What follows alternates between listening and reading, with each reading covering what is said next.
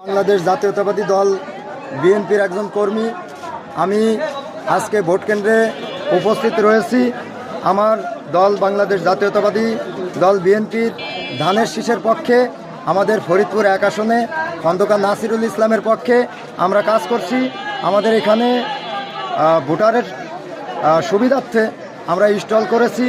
আমরা আগে যেভাবে বলেছি যে আমরা হিন্দু মুসলিম বেদেশে জোট, ধানের শীষে দেবে ভোট, তো সেইরূপ আমরা আশা করছি যে আমরা যেমনটা বলেছি আমরা তেমনটাই পাচ্ছি। সকলে স্বতঃস্ফূর্তভাবে আমাদের এখানে ভোট দিতে আসছে। আর আমি যতটুকু দেখতে পাচ্ছি, ভোটারদের থেকে যতটুকু জানতে পারছি, তাতে আমি আশাবাদী এইখানে 80% ভোট আমার দল বাংলাদেশ জাতীয়তাবাদী দল বিএনপির ধানের শীষের পক্ষেই পড়ছে। তো আমি সারা বাংলাদেশের যত ধানের শীষ প্রেমী আছে, যত জাতীয়তাবাদী প্রেমী আছে, তাদেরকে বলবো আপনারা ধৈর্য হারা হবেন না।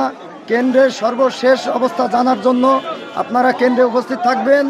আপনাদের সর্বশেষ রেজাল্ট নিয়ে তারপরে আপনারা ঘরে ফিরবেন। এই বলে আমি শেষ করছি। ধন্যবাদ আপনাদের সকলকে।